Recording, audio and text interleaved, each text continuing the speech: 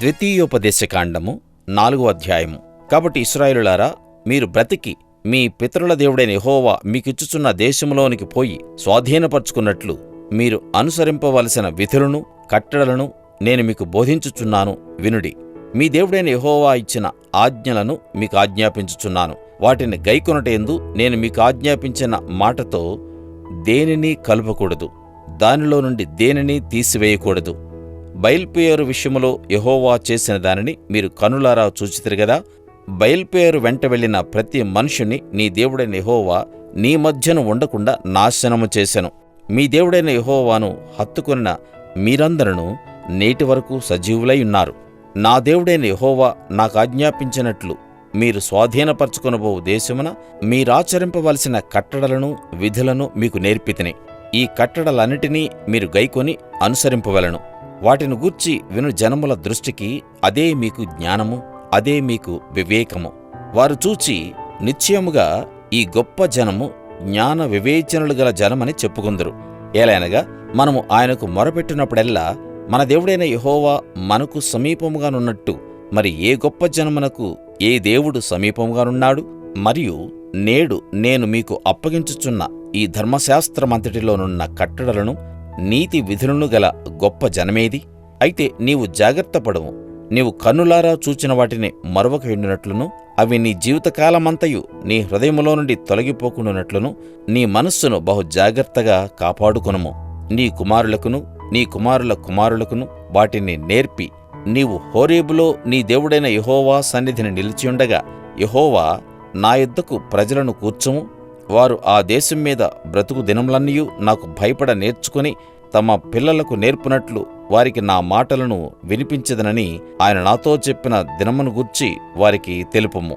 అప్పుడు మీరు సమీపించి ఆ కొండ దిగువను నిలిచితిరి. చీకటియు మేఘమును గడాంధకారమును కమ్మి ఆ కొండ ఆకాశం వరకు అగ్నితో మండుచుండగా యెహోవా ఆ అగ్ని మధ్య నుండి మీతో మాటలాడెను. మాటల ధ్వని మీరు వింటిరి గాని ఏ స్వరూపమును మీరు చూడలేదు, స్వరము మాత్రమే వింటిరి. మరియు మీరు చేయవలనని ఆయన విధించిన నిబంధనను అనగా 10 ఆజ్ఞలను మీకు తెలియచేసి 2 రాతి పలకల మీద వాటిని వ్రాసెను. అప్పుడు మీరు నది దాటి స్వాధీనపరచుకొనబో దేశములో మీరు అనుసరింపవలసిన కట్టడలను విధులను మీకు నేర్పవలనని యెహోవా నాకాజ్ఞాపించెను. హోరేబులో యెహోవా అగ్నిజ్వాలల మధ్య నుండి మీతో మాటలాడిన దినమున మీరు ఏ స్వరూపమును చూడలేదు. కావున మీరు చెడిపోయి భూమి మీదనున్న ఏ జంతువు ప్రతిమనైనను, ఆకాశమందు ఎగురు రెక్కలు గల ఏ పక్షి ప్రతిమనైనను, నేల మీద ప్రాకు ఏ పురుగు ప్రతిమనైనను, భూమి క్రిందనున్న నీళ్లయందలి ఏ చేప ప్రతిమనైనను, ఆడు ప్రతిమను గాని మగ ప్రతిమను గాని ఏ స్వరూపము కలిగిన విగ్రహమును మీ కొరకు చేసుకొనకుండునట్లును ఆకాశము వైపు కనులెత్తి సూర్యచంద్ర నక్షత్రములైన ఆకాశ సైన్యమును చూచి మరలు కొల్పబడి నీ దేవుడైన యెహోవా సర్వాకాశము క్రిందనున్న సమస్త ప్రజల కొరకు పంచిపెట్టిన వాటికి నమస్కరించి వాటిని పూజింపకుండునట్లును మీరు బహు జాగ్రత్తపడుడి. యెహోవా మిమ్మును చేపట్టి నేడున్నట్లు మీరు తనకు స్వకీయ జనముగా నుండుటకై ఐగుప్తు దేశములో నుండి ఆ ఇనుప కొలిమిలో నుండి మిమ్మును రప్పించెను. మరియు యెహోవా మిమ్మును బట్టి నా మీద కోపపడి నేను ఈ యొర్దాను దాటకూడదనియు నీ దేవుడైన యెహోవా స్వాస్థ్యముగా నీకిచ్చుచున్న ఈ మంచి దేశములో ప్రవేశింపకూడదనియు ప్రమాణము చేసెను. కావున నేను ఈ యొర్దాను దాటకుండా ఈ దేశముననే చనిపోదును. మీరు దాటి ఆ మంచి దేశమును స్వాధీనపరచుకొనెదరు. మీ దేవుడైన యెహోవా మీకు ఏర్పరిచిన నిబంధనను మరచి నీ దేవుడైన యెహోవా నీకాజ్ఞాపించినట్లు ఏ స్వరూపము కలిగిన విగ్రహమునైనను చేసుకొనకుండునట్లు మీరు జాగ్రత్తపడవలెను. ఏలైనగా నీ దేవుడైన యెహోవా దహించు అగ్నియు రోషము గల దేవుడునై ఉన్నాడు. మీరు పిల్లలను పిల్లల పిల్లలను కని ఆ దేశమందు బహుకాలము నివసించిన తరువాత మిమ్మును మీరు పాడు చేసుకుని ఏ స్వరూపము కలిగిన విగ్రహమునైనను చేసి నీ దేవుడైన యెహోవాకు కోపం పుట్టించి ఆయన కన్నులెదుట కీడు చేసిన యెడల మీరు ఈ యొర్దాను దాటి స్వాధీనపరచుకొనబో దేశములో ఉండకుండా త్వరలోనే బొత్తిగా నశించిపోవుదురని భూమి ఆకాశములను మీ మీద సాక్షులుగా ఉంచుచున్నాను. ఆ దేశమందు బహుదినములుండక మీరు బొత్తిగా నశించిపోదురు. మరియు యెహోవా జనములలో మిమ్మును చెదరగొట్టును.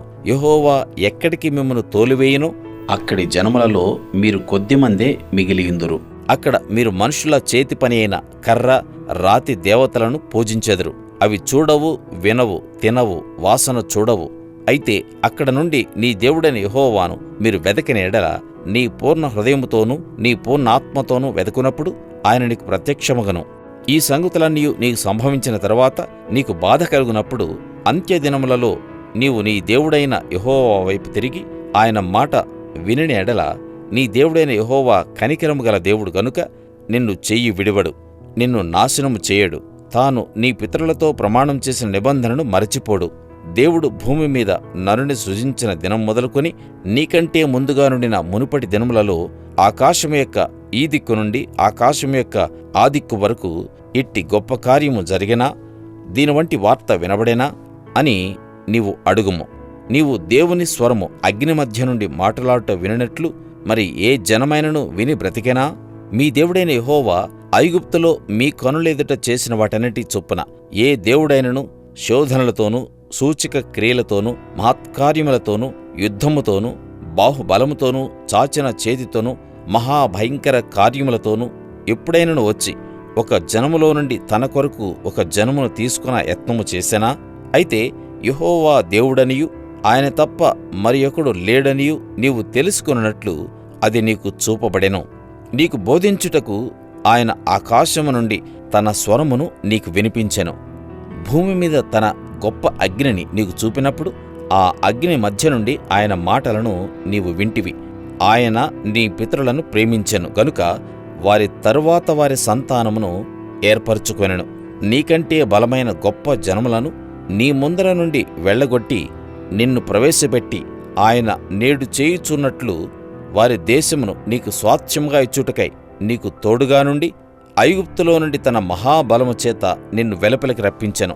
కాబట్టి పైనున్న ఆకాశమందును క్రిందనున్న భూమి యందును యెహోవాయే దేవుడనియు మరి ఒక దేవుడు లేడనియు నేడు నీవు ఎరిగి జ్ఞాపకమునకు తెచ్చుకొనుము. మరియు నీకును నీ తరువాత నీ సంతానపు వారికిని క్షేమము కలుగుటకై నీ దేవుడైన యెహోవా సర్వకాలము నీకిచ్చుచున్న దేశములో నీవు దీర్ఘాయుష్మంతుడగునట్లు నేడు నేను నీకాజ్ఞాపించు ఆయన కట్టడలను ఆజ్ఞలను నీవు గైకొనవలెను. అంతకు ముందొకడు పగబట్టగా పరాకున తన పొరుగువాని చంపినెడల చంపినవాడు పారిపోటుకు మోషే తూర్పు దిక్కున యొర్దాను యువతల 3 పురములను వేరుపరచెను. అట్టివాడెవడైనను ఆ పురములలో దేనిలోనికైనను పారిపోయి బ్రతుకును. అవేవనగా రూబేనీయులకు మైదానపు దేశారణ్యమందలి బేసేరును, గాదీయులకు గిలాదులోనున్న రామోతును, మనష్షీయులకు బాషానులోనున్న గోలాను అనునవే. మోషే ఇశ్రాయేలులకిచ్చిన ధర్మశాస్త్రము ఇది. ఇశ్రాయేలీయులు ఐగుప్తులో నుండి వెలుపలికి వచ్చుచుండగా యొర్దాను యువతల బేత్పయోరు ఎదుటి లోయలో హెష్బోనులో నివసించిన అమోరీయుల రాజైన సీహోను దేశమందు మోషే ఇశ్రాయేలులకు నియమించిన శాసనములు, కట్టడలు, న్యాయ విధులు ఇవి.